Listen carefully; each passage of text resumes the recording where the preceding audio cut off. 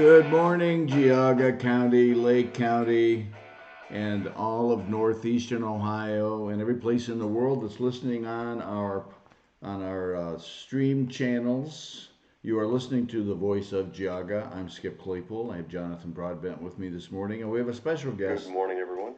Nikki Frenchco for Congress, who's running for the 14th district, Dave Joyce's seat, and we'll be reaching out to Mr. Joyce to offer him equal time. But and if he's listening to this program or has anybody listening to this program, you might want to reach out to us. But in any case, Nikki is with us this morning to tell us about her campaign, and so we'll be getting into that shortly. But if you want to take part in this program and ask Nikki a question, you can call us at 440-946-9468. As always, we're streaming to Rumble, YouTube, and Facebook, and we always have a very active chat group on our Rumble channel. We're waiting for our Facebook channel to start picking up the pace also. But people like Rumble for some reason. I'm not sure why. This program is brought to you this morning by Great Lakes Outdoor Supply. Fantastic provider of all sporting goods, all kinds of great sporting goods, firearms, ammunition, fishing stuff, archery stuff, clothing, boots, food. We don't have enough time in this program to cover all the stuff that Great Lakes Outdoor Supply has. We also have a new sponsor, VFW Post 6519 out of Chardon, Ohio. You can check out their website for all kinds of great activities that are happening. They have a fantastic chili there. You can stop in, pat a vet on the back, buy him a beer, and have a good time. So that's the VFW Post 6519 in Chardon, Ohio. So I'm not quite awake this morning yet, Jonathan. I just got my coffee, and it's early in the morning where I am. Yeah, So how what is are it, you? 4? Is it 4 a.m. where you are, Skip? It is. I'm not sure what time it is. Yeah, 4 We'll, a.m. we'll cut you a little bit of slack. See, Skip is so tired he doesn't even know what time it is. I will make a few brief comments and then introduce our guest this morning, Nikki Frenchco, who is running for Congress.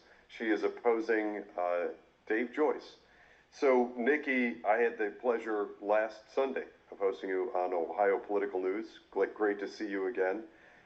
Let's start at the top. What got you interested in this race and decide to run? Well, originally, my reason for running is because I'm right next to Trauma Memorial Hospital, and the hospital shut down, and it's largely due to national and federal policy. I was an elected county commissioner when that happened under Steward. It was Steward Health Hospitals, and it wasn't just our hospital.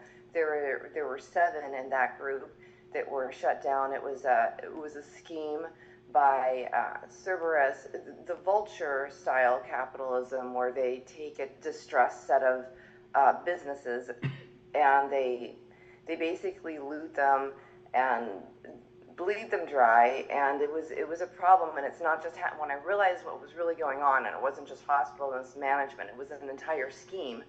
Then I knew we needed to do something at the national level.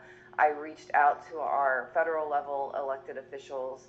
He did not show up, and this is a national problem, and that's what prompted me to look at the seat for Congress. But when I started to see the rest of the information about Joyce and how he's not truly a Republican, that he's rated F with the Liberty score because he votes with liberals 56% of the time. I saw his heritage score is also an F. I saw that his American First score is an F. I recognize that the debt has doubled since he's been there, and he's on the Appropriations Committee and continues to vote to increase the debt ceiling, and that he's just out of touch. And his advocacy for gun control, which, I'm a patriot, I'm a strong defender of our Second Amendment and our Constitution. I realized that he just overall needed replaced. So I want to pause right there and ask you more about your background relative to government. I remember correctly from our conversation a few days ago, you do have a background in this, in government administration. Tell us more about that. Well, I possess a master's degree in public administration. I started off my career with a bachelor's degree in social work, but I love the administration component of it. So back then I worked with senior citizens and in mental health. It was a very long time ago. I was also in the Army Reserves at that time. And then I got my master's degree on a scholarship or assistantship from Kent, and I started at a county planning commission. From then, I got my real estate license. I used to substitute school teach, and then I went to a consulting firm, CT Consultants, and I worked in planning, community, economic development for areas from Ashtabula County down to Jefferson County and over to Medina. So that was what I enjoyed, was community development, planning, consulting, infrastructure works, and I saw exactly what happens where the federal funds come to the local government. And then I got to see it at from the government perspective as well while I was an elected official.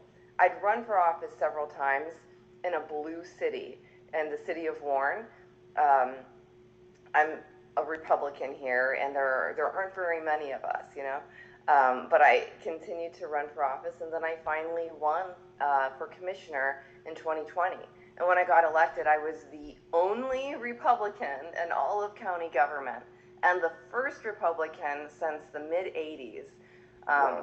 Yeah, it was really difficult to come in with my background, the only Republican, the only one who's educated in government administration, who understands how things need to be done, federal and state law compliance, just sunshine law, doing things correctly. And I came up against a system that was just completely on autopilot. There was ineptitude and corruption, and here I come. You know, we have to comply with appropriate procurement policies, which they didn't have. We have to make sure that we're complying with sunshine. We have to keep records. We have to share records. We have to do things on the up and up, and they hated me for it. So I was the only sole Republican who beat the Democrat Party chairman, and it was extremely difficult to be in that climate. I can imagine. Yeah. And there's something on the edge of memory. You refresh my memory here. Wasn't there some sort of very contentious interaction? You were pushing for something, and there was some sort of political maneuver against you that made some headlines a couple of years ago while you were serving as commissioner. I don't know if you want to touch on that, but if memory serves, I think you were really standing up for something. You were fighting for something. Tell us more about that. Well, from day one, I was fighting for things that were correct. For me, I'm the Americans, the Ohio Advocates for Medical Freedom, they gave me a 100% because when I got elected, it was at the height of COVID. I did not get a vaccine, or I don't even call it that. I call it a jab. You know, it's not a true vaccine. I didn't get that. I wouldn't wear a face mask. So that as soon as I came in, they were trying to have me arrested for not wearing a mask. They tried to have me arrested. Yes.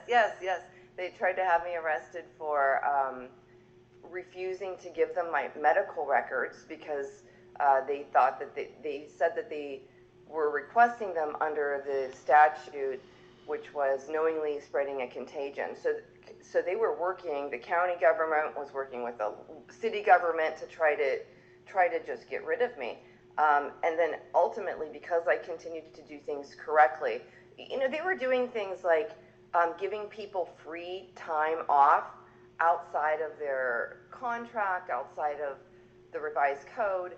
And, you know, it's not just illegal, it was a finding for recovery and an audit finding. So I was pushing back to do things correctly, and they kept on at every juncture they could trying to vilify me and stop me. At one point where it got extremely contentious was while I was doing things right, while I was making sure we were following proper procurement, I noticed that there is a $500,000 jail medical contract that they continued to award without a bidding process to a friend who had helped to house campaign headquarters for another commissioner. It's always some kind of weird incestuous thing, you know how government is. And I would complain on behalf of residents or on behalf of, members of the community about the processes, because they trusted me. They knew I was the person who would not do anything incorrectly, and I'd bring things up publicly and I'd take care of them. So at one point, there was a real estate agent who's a friend of mine, a colleague previously, and her son was in jail and he was being denied medical treatment. And we had a lot of that going on. We had people dying in our jail, which, it's creating a liability, it's inhumane. And then on top of that, we've got a man getting $500,000 to provide these services, and it's just poor oversight if you're not making sure that there are outcome measures, which include people getting their medicine and treatment. So her son was very ill. She wrote a letter to us about it, and I read the letter publicly at a meeting. So when I read that letter, Nikki, I'm going to pause you right there. Okay. We have a break coming up. When we come back from the break, I want to hear more about this letter and the steps that you took. But it sounds to me like you are in the fight and have been for years. Join the conversation at 440-946-9468. And also remember, you can join our very lively chat on Rumble, Facebook, and YouTube on the podcast side. We'll be back on the radio on the other side of the break.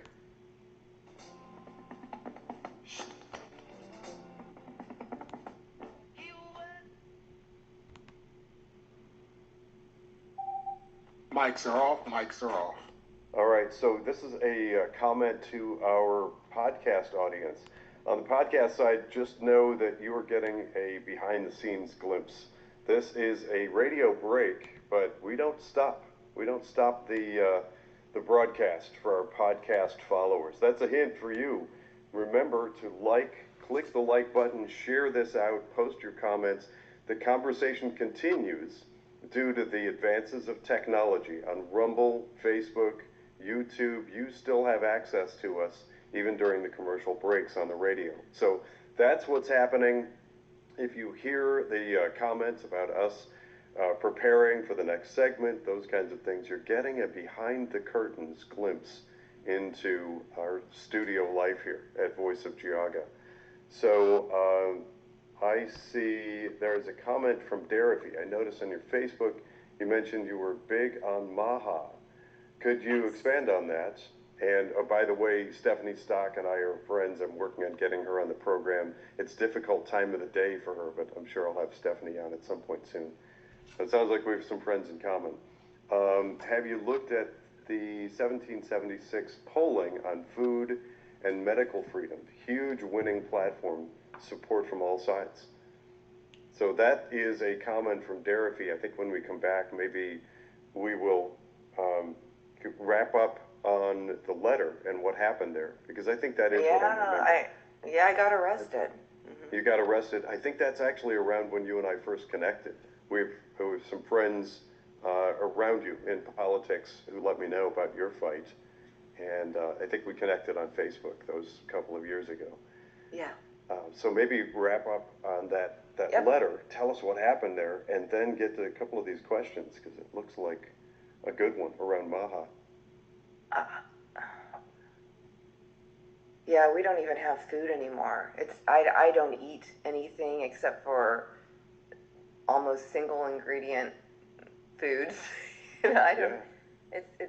An, Well, yeah, the more you learn, it seems like we're on the same path in our family, doing the same thing, figuring out some of the stuff that's in what we call foods. It's terrible. It's not food. Yeah. It's not food, right? No. Yeah. Years ago, I decided to make 30 my own seconds. make my own bread and a lot of other things. Because if you My eat, daughter does that. Do you do sourdough? I do all kinds of bread. Yeah. Yeah. Skip, I talked to the guy that runs the very good pizza company. He said you got some flour from him. 10 seconds, 10 seconds.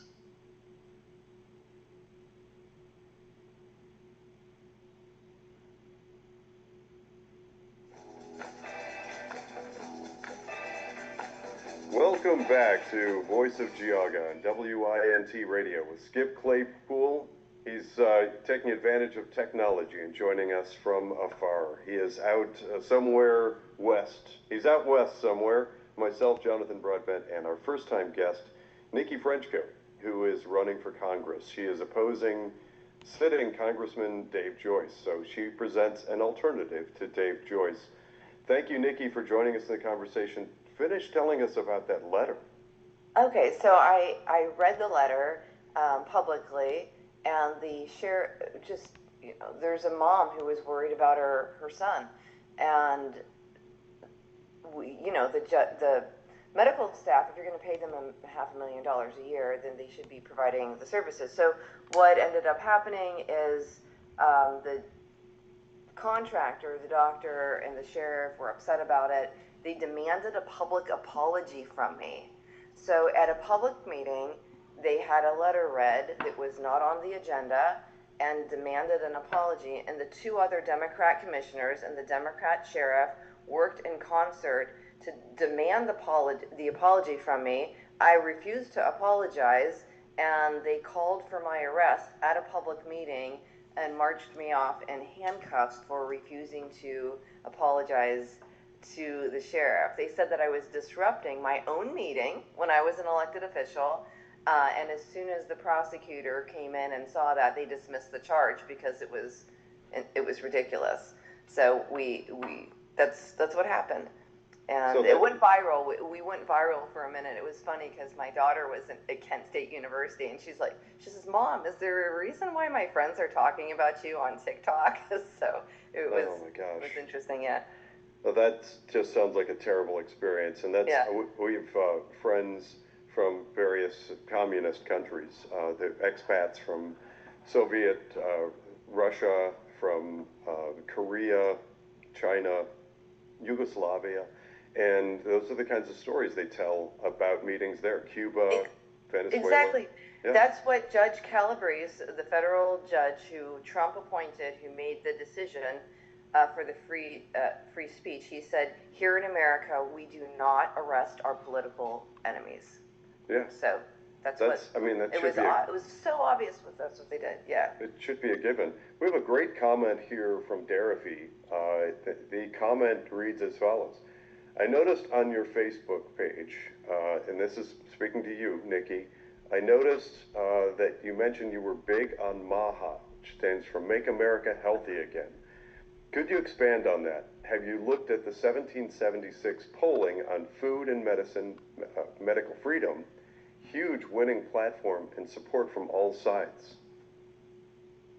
So what do you have to say about MAHA and your position to health and food? I am an absolute health nut. I exercise every day. I eat healthy, and I don't even consider most of what is on our grocery store shelves to be food. It's not natural. There's a reason when you're eating in another country, France, for example, they don't carry a lot of the food. They don't carry many American products because of the dyes and the chemicals. They won't carry American meat because of the way it's processed. I personally, I don't enjoy eating gluten, and I realize that it's not the gluten, it's the glycophage. And that's why if you are going to be eating bread, it's nice to know that you're using something organic that's chemical free. For me, I eat natural food. My family does the same thing.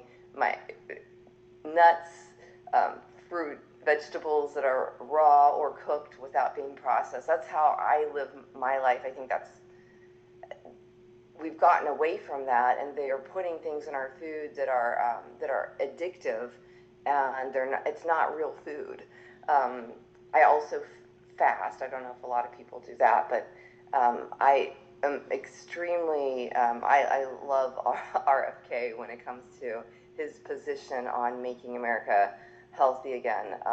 That I 100% get behind. So. Well, that's beautiful. You know, I didn't pause to mention thank you for your service. You said you served as an Army reservist. That is appreciated. Thank you for your service. It sounds to me like a lot of what you were doing in your education and professional career revolves around, dare I say, community activism. That's taken on a negative tone, really, I hate to say it, but stemming from Obama and the Chicago area. We talked about community activism. What's lacking in America is community activism on the patriot side, on the side of the people that love America. So thank you for doing that. No, thank you for bringing that up, because I have a large district, because it spans from Lake all the way down to Mahoning County now. And the more and more I talk to people, the more they feel like their current congressman has just ignored them, that he's turned their back. He involves himself more in the DC sewer instead of being in touch with the local constituents to find out what we want. And truly, if you're a public servant, if you're elected, you are a public servant, and your job is advocacy. Your job is staying in touch with the people who put you there, and realizing that what you do in DC and Washington has to reflect the values of the constituents who put you there. And when we're looking at someone who is advancing gun control, who's writing acts, bipartisan acts, and is no longer even reaching out for medical freedom scores, because last time he was a D, and now that he's put almost $10 billion into tracking system for COVID vaccines and advancing the access for children in schools, and working to create more gun control laws and red flags. That's not activism and working on behalf of your constituents. That is being sucked in to advance the agenda of donors and outside interests. That is someone who's there voting to maintain their finances. And the biggest donor he has is Center Forward Initiative. So people say, why is he voting left 56% of the time? It's because his major donor is an organization who tries to get Republicans to vote with Democrats. And that's what's going on. So we don't have advocacy in DC. And that's the one thing that we need, is advocacy at every level of government. Instead of just coming back around election time, circling around and trying to buy off the party chairs and making the donations here, doing a project for this mayor to get their endorsement. That's not what it's about. It's about the people, we the people, who have been ignored for too long. Yeah, so you I covered a lot of ground there. And Sorry. Thank you. No. I completely agree with you. We've gotten top down somehow. We've gotten things reversed and backward and upside down in the Republican Party, and it now mirrors what we expect from the Democrat Party, which is top-down dictatorship with ignoring we the people, which leaves us, we the people, feeling like we have no voice and no vote. And that's wildly inappropriate. It's understood generally that people like Dave Joyce end up doing that. And this isn't exclusive to Dave Joyce, but getting in office takes a lot of money, and then staying in office takes a lot of money. It's to be assumed that he has a big war chest to go up against you and spread disparaging negative image of you. So that's going to be a given. Thank you again for being a citizen willing to step into the fray. But where do people find out more about you? And if people like your platform, we're going to need to find donors. We're going to need to find people interested in helping to support your bid. So tell us where people find out more about Nikki Frenchko.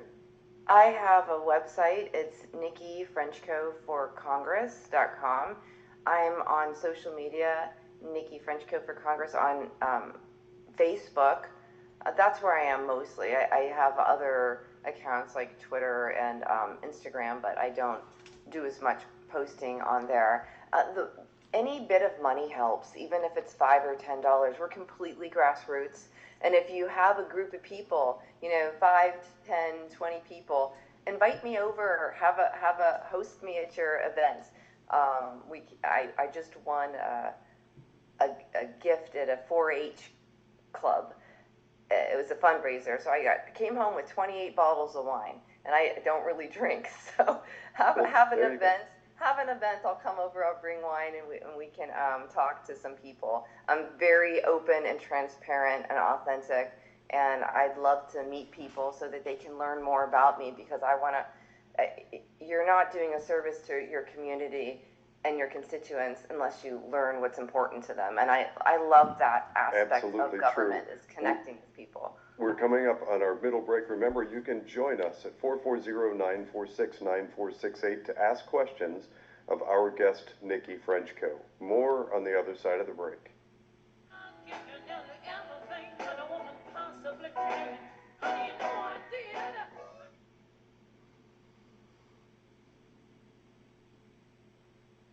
Mics are off. Mics are off. All right, so once again, we are providing some commentary, and you're getting a little behind the scenes glimpse of what happens at Voice of Geauga for our followers. So tell your friends about Voice of Geauga on Rumble, Facebook, and YouTube. We're looking to grow our base. You've heard it from your friend and mine, Bob France, who's been a avid supporter of our program and a guest a few times. Skip, someday we'll have to get back to one of those special 2-hour programs we did with like the one we did with Bob France. Well, I see a real opportunity coming up maybe with this property tax initiative. So Yes, yes. So the way that looks, for our listening audience on the podcast, we do the radio show, which is what you're seeing now, and then we'll sign off and then start a new session just for our followers on Rumble, Facebook, and YouTube. We can simulcast our podcast, live stream to all 3 platforms simultaneously, thanks to the wonders of technology. So that's a good idea, Skip. Nikki, I saw you nodding, and I know you're a supporter of our I absolutely am. I own, I have rentals, I've worked in real estate, and the reason why people's rents are going up is obviously because of this. Also, if I had mortgages on my properties, I wouldn't be able to sustain my business with the taxes. They just tripled for me. And the reevaluation process is terrible. And I was actually on the board of revision as commissioner, and my 2 colleagues voted to get me off of it because they knew that that would have made everyone else look bad, because I believe property taxes are criminal. So if someone came in and they said, we want our taxes reduced because we believe the value is this, I would have been the one saying, okay, yes, and everyone should vote this way to approve their request. So I think that that's why they took me off of that board, because I would have caused the other people to look like they wanted to keep their taxes high, because they do. So, but yeah, sounds remarkably similar to some things that are happening here with our Geauga commissioners. You get 2 bad votes against a good one, and they work to silence people. Yeah, the other thing I don't know if you guys want to hear about is I actively worked to stop human trafficking in my community while I was commissioner, and it landed some of the people in ICE custody. So I don't know if people would be interested in that, but that's the kind of work I do. I'm not one of those go in and vote.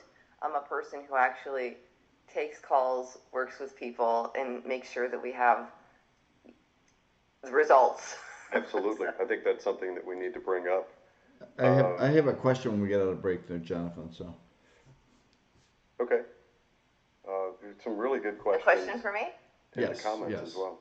Okay. And the AI data centers are concerning too. And I'm a huge farm person.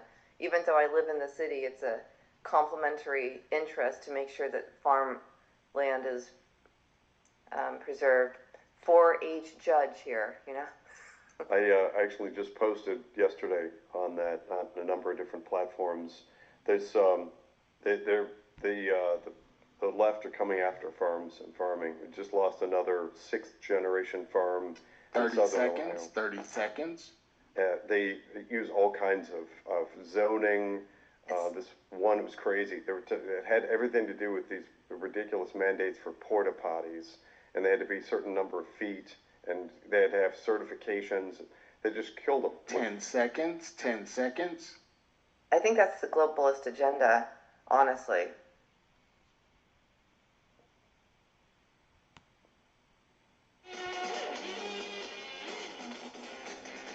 Welcome back to Voice of Geauga on WINT with Skip Claypool, myself, Jonathan Broadbent, and Nikki Frenchco, who's running for Ohio 14. It's 14, right? Yes, the 14th Congressional District. 14th Congressional District, and during the break we were talking about a few very interesting things, and I want to drill down on one that is fundamentally important, and that is the work that Nikki Frenchco, in our podcast, behind the scenes, just let us know that she's been very active in fighting human trafficking. I want to touch on that, and then I know Skip has a question also. So tell us about your interactions with trying to thwart and stop human trafficking. Well, in Trumbull County, first, I think everyone should know Ohio is 5th in the country with human trafficking.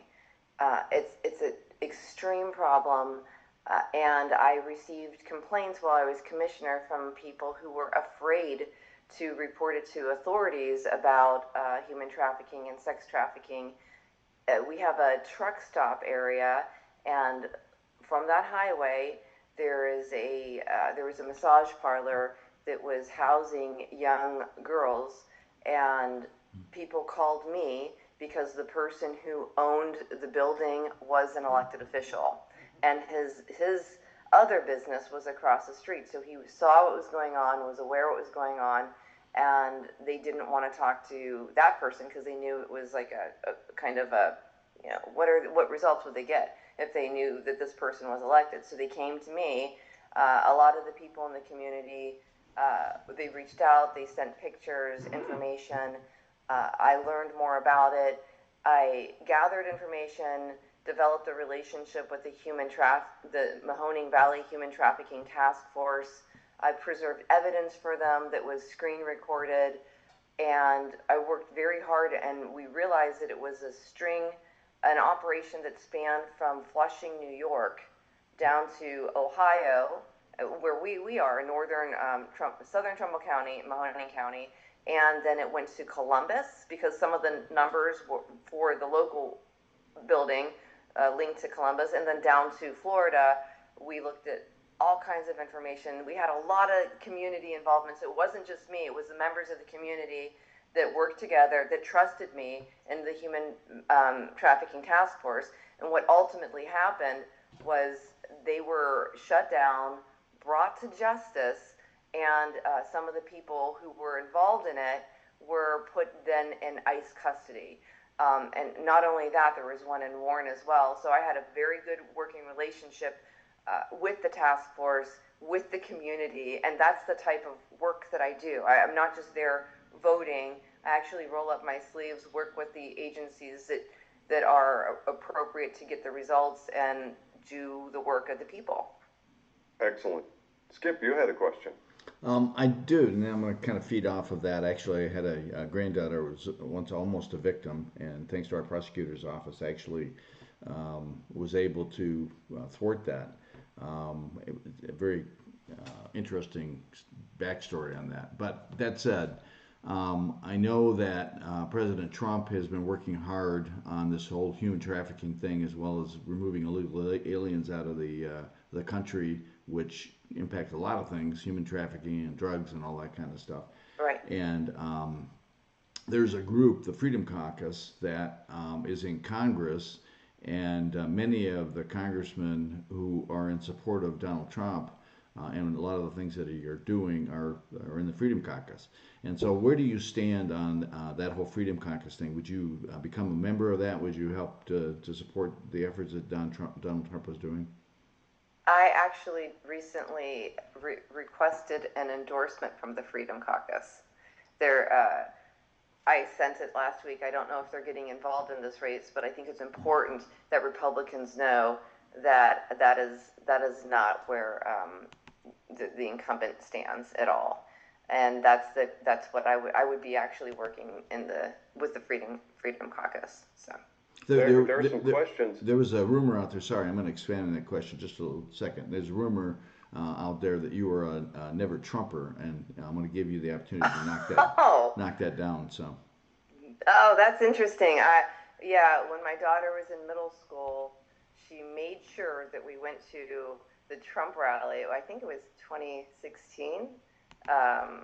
We were at. I have photo evidence of supporting Trump. We went to we went to the Trump rally. My daughter and I got a picture with Jim Jordan. She was fangirling. It was adorable. I had a child who was like, "Mom, look, it's Jim Renacci," you know. So I have a political family. We're completely active. I voted for Donald Trump both times. The general election. I've supported the president. I mean, imagine where we would be if we had Kamala as our president right now. You know, I am. I don't know why someone would say that. I'm not sure why that would be. The Trump victory party also. Oftentimes in campaigns like this, there's a lot of rumors that get tossed out by a lot of people who are, for whatever their reasons happen to be. And so I heard that yesterday. Somebody called me and made that comment. And I said, yeah, I'm not so sure that's true. So anyway, I thought I'd give you an opportunity in case that's floating around out there. So we actually, maybe I should go back and reshare those pictures. My little girl fell asleep at the Trump victory party when he won the first time. So that's hardly activity that a never Trumper would participate in, you know? So there are some people in Rumble that are asking some detail. I don't know how much detail you want to get into. Sure. About Dave Joyce's voting record. And it occurs to me that in addition to some of the things you've highlighted, like fast-tracking anti-Second Amendment rights and voting in favor of big spending packages and against MAHA and Make America Healthy, but also there have been a few votes recently that are real head-scratchers. Yes. They've had the opportunity to go after some bad actors in the Democrat Party. And he's voted with the Democrats to let them off with a free pass. Yes, there was that. He recently voted to extend aid to refugees, and he was against the Speaker of the House. He voted for the kill switches, which I think is the globalist agenda. You know, the token, everyone knows what Nowaka's doing, and he supports that global agenda with the government being able to stop our vehicles. Yep. Every juncture every time he has an opportunity to vote or conspire with the Democrats to thwart our efforts as Republicans, he's over there voting with them. And to advance the January 6th commission, which is, you want to talk about someone voting against the president. I believe he was advancing his first impeachment. So that's what we're up against. Someone who is serious. He never thought. Here's the thing. He never thought that he would ever have viable competition, because everyone, the way our political process works is that county chairs are supposed to keep people away from the incumbents, and everyone's supposed to stand in line and lick the boots and kiss the rings in order to be patted on the head. And I don't believe that that's what we do. It's a free country. Our parties, thank God, our parties are no longer just establishment crews. I learned in Mahoning Valley we have Patriots Stand United. In Lake County we have the Liberty Coalition. In Geauga we have the Tea Party. So we finally have groups who are saying, hey, we're not with the doing what we're told establishment gig anymore. We're going to do what we believe is right because we feel underrepresented and ignored.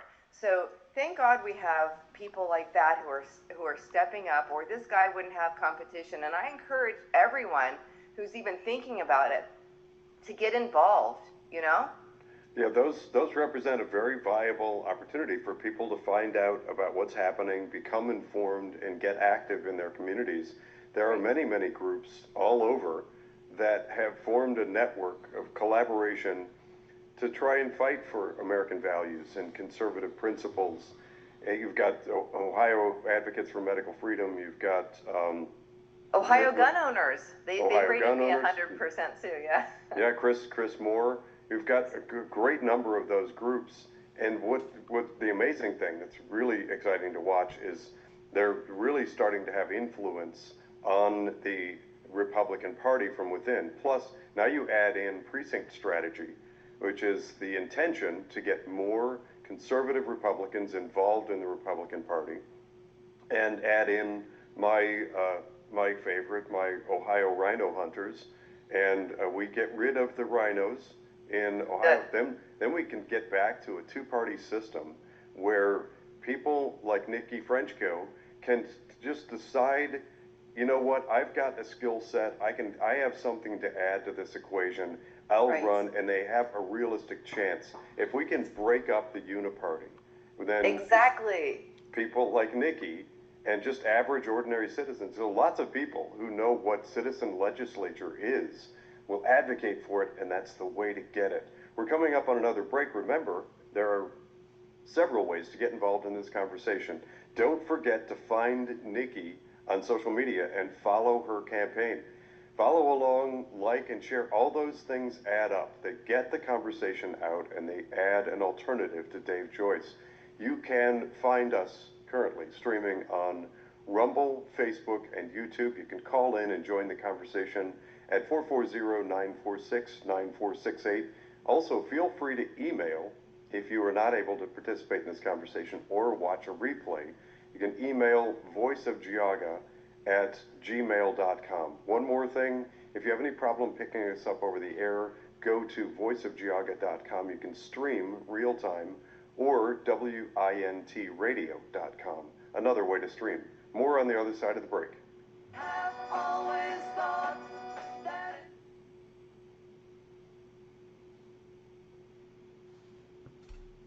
Mics are off, mics are off.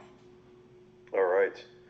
So now the podcast side stays live, and we can have some conversation. It's funny, Nikki, you were saying, oh yeah, and he voted with the January 6th committee. At the same time, we've got Timmer 45 at the same moment said, and Jan 6 committee.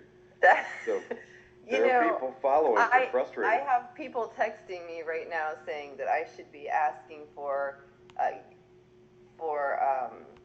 donations because I don't have the money to do commercials and to do the things that he's doing. I'd like to be able to do a mailer. Signs are expensive, and every penny counts. It's very difficult, but I know that I can do this. It's a two-person race, and they just expanded that district down to include the Mahoning Valley. I believe it's winnable. So do you have like a WinRed? I do. I have a WinRed, and I have an address for people who want to send checks, because some people don't trust that, or they don't want the proceeds to go to the party. Yeah, right. So the party takes a haircut via WinRed. So yeah, when we come back from break, we will mention that and make sure that people know that you have a WinRed and there's address, so people can find that on your website and on your Facebook. 30 seconds. Yeah. Thanks for mentioning the uniparty, because that's the one thing I believe. I think that on both sides, we need to have people stepping up who are, their minds are with the constituents. 10 seconds.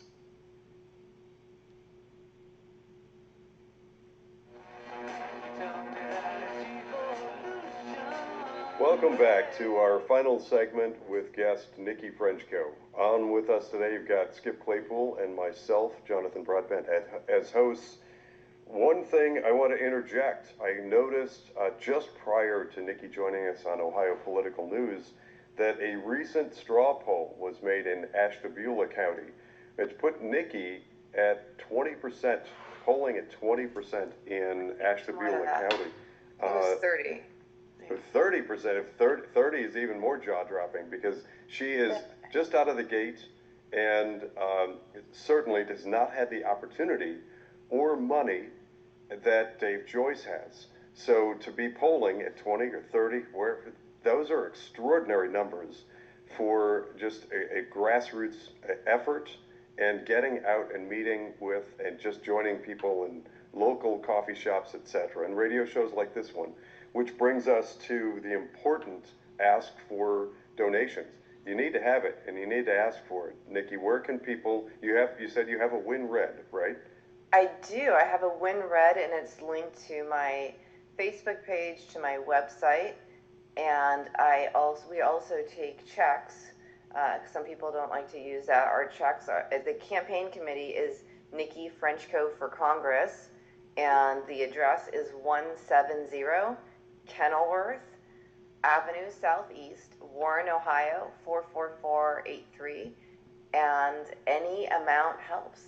We've got someone who's he's funded by big money elite donors and the PACs, political action committees, big pharma. Not we the people. And since we're grassroots, get involved and help. It's for anybody like you taking the step that you have. It's an uphill battle because let's face it, we know that he has media that will follow him around and put him on airtime and publish him in newspapers, etc. So, and he has lots of money from those types of donors. We counter that by doing what you're doing, which is a lot of conversation in communities. And this is interesting. And Donald Trump endorsed him. He did a blanket endorsement of all of the incumbents in Ohio. So that's what he just blanket endorsed them without paying attention to how they voted. And to me, that was disappointing for the president to just, let's just endorse everybody without regard to the fact that he helped to advance actions against his supporters and votes against him and Republicans most of the time. But I'm sure he's going to be out there touting an endorsement that I don't believe he deserves. I'm going to just quickly interject. This relates to some comments being made by Timmer45 on Rumble having to do with Dave Joyce's accumulation of wealth. I've commented on this before. I'm ex-Wall Street, and I have a background and continue to work in finance. At one point, fairly recently, Dave Joyce was third in congressional returns on portfolio. So there is a lot of concern about how and where and when and with what information people in Congress are doing trading on their stock portfolios. That is a kind of a side concern. I think we could probably do a whole program or 5 on that. But getting back to the information about where to find you, what you stand for, how to follow and get involved. I understand that address, the link to WinRed, and the ability to send a check to help encourage and donate to your campaign is available both on your website and Facebook. Is that correct? That's correct. Okay. Yes. So, Nikki, tell us your top 3 issues. Just off the top of your head, what are the top 3 must-have, mission-critical, day one after you're sworn in? Okay, so one is the data centers. I do not want the federal government to take that over like wind and solar. I think that when people are owned by special interests, they do what they follow the directive of their donors as opposed to the people here. That's something that I want to make sure does not go up to the federal government. It should be local control, not even state. The state is worrying me. I'm concerned about the state at this point, but that needs to be left at the local level. I'm very big on efficiency and reducing the size of government. Our national debt, since he's been in office and since he's been voting as he has, sending billions in aid overseas, is not putting America first. So I am a true America first constitutional conservative. So the budget process, I disagree with omnibus bills. I think that is something that is done in order to jam things in there, spend more money without questions, because then someone's going to get highlighted when they get back and say, well, I had to vote for it because if not, I would have looked like I didn't like veterans because that was jammed in there. We need to skinny that down, do a proper budgeting process the way it was intended. I think just by doing that, it's going to help, so we can really see who's forcing spending more, and he's one of them. And then that's the broken Washington spending machine that's on my literature. And also just defending our Constitution. I'm for safe borders. I'm for open government, transparency. And I'm a fighter. I'm a person who actually advocates. People say, where is this guy? Who is our current? People don't even know who he is. I mean, they'll hear his name from his commercials, but people don't see him in the community, and they don't see him on TV. And I'm like, that's because he's not a fighter. He's a docile, mealy-mouthed, quiet little guy who goes in under the radar, votes with the Democrats, and then sneaks back out. He doesn't want his constituents to know what he's doing over there. I'm going to be someone there who the people in Northeast Ohio can be proud of, because I'm going to be representing you every day. So you'll see me on the news. You'll see me doing the work of the people, and that's one thing that's different about him and I is the personality as well. And I think Northeast Ohio deserves someone who's a fighter, who's going to advocate and stand up for what our values are. I'm against the trans agenda. I'm vocal about what I believe is right. So Well, I've seen you out there advocating I saw the first abolishing property tax. yes. I saw the first thing yesterday that I disagree with the Trump administration on, and this goes to your comment, Nikki, about big government and the government machine. Even the Trump administration, to some degree, and I love Trump, and a lot of the stuff that he's doing.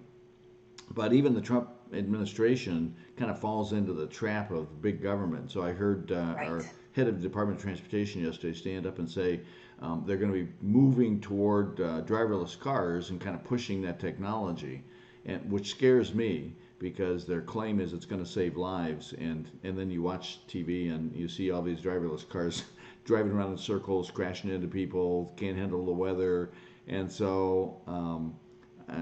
You sound like the kind of person that would stand up and say, "Oh, wait a minute, let's question this," and which is good. We got to be questioning people. My goodness, I mean, you've got to question the establishment from time to time when they're doing something stupid, even the people you agree with. When we do something, when the president and Republicans are doing something right, I'm going to be right there with them. If the Republicans and the president are doing something that I don't think represents our values up here in Ohio, I'm going to be the person questioning it.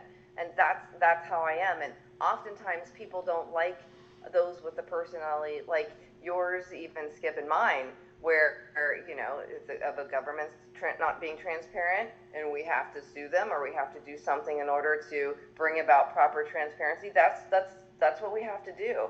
It's the duty of not just elected officials, but I think citizens to demand government that works for them. We're coming up on the conclusion of the show. We've got about 50 seconds left. I'm going to say one thing and then leave the closing remarks to our guest, Nikki Frenchco. And what that is, follow the money. There's a big element here when you're looking at self-driving cars, those kinds of things. The people who own the technology are the ones to be watched. And if they're in government and then benefiting from forcing us into using some product or service, there's a conflict there. Nikki, we've got about 20 seconds left. Give us your closing remarks. I just want to thank you guys for having me on and giving me a chance to let the people who are listening know who I am and what I stand for. Thank you so much for having me. And I encourage people to get involved with my race. If you've liked what you've heard, donate and support me, invite me to your events, hold a meet and greet for me. Unfortunately, we're out of time. Thanks again, Nikki. Thank you.